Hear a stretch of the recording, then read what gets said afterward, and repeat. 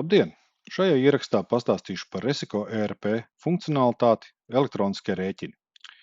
Lai iespējotu šo sistēmas opciju, jādodas uz sadaļu pārdevēja profils un apakšsadaļu PayPal.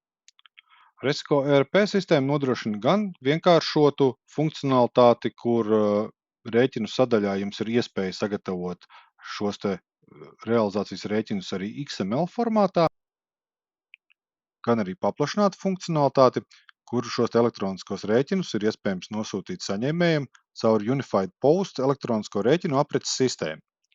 Lai iespējot šo funkcionalitāti, mums atliek ievietot ķeksīti pie uzstādījuma iespējot BPOL un UBL XML integrāciju un aizpildīt obligātos laukus. Pirmkārt, mums jānorāda elektroniskā adrešu schēma. Šo Latvijas klientiem būs viegli izdarīt, meklējot pēc vārda Latvija un izvēloties schēmu 9939. Tāpat mērvienībām šeit jums būs viena vai vairākas mērvienības, kurai katrai pretī jānorāda atbilstošs PayPal UBL standarta mērvienības kods.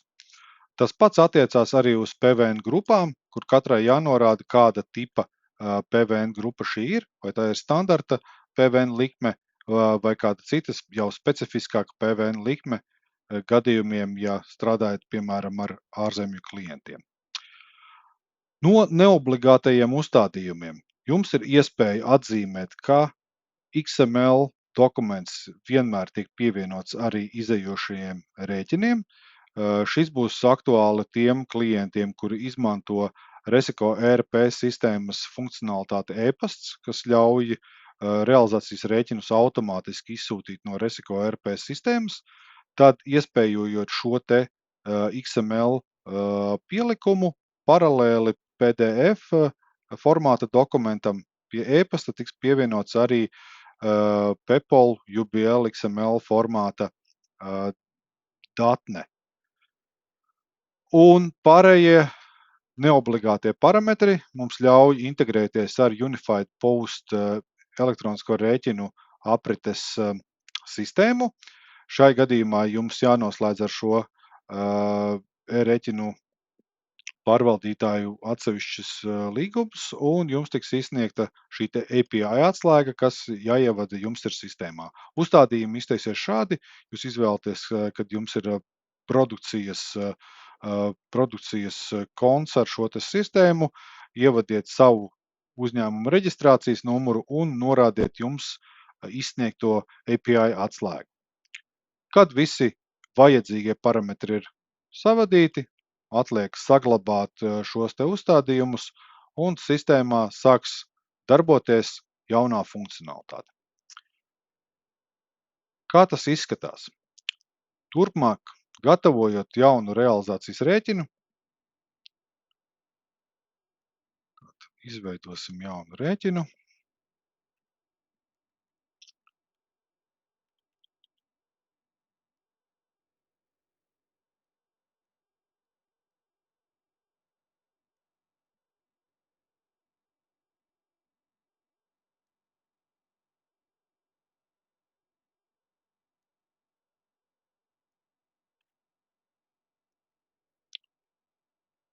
Pēc dokumentu izveides un saglabāšanas jums būs pieejama iespēja ne tikai saglabāt šo te rēķinu Word formātā vai PDF formātā, bet arī jaunajā XML formātā.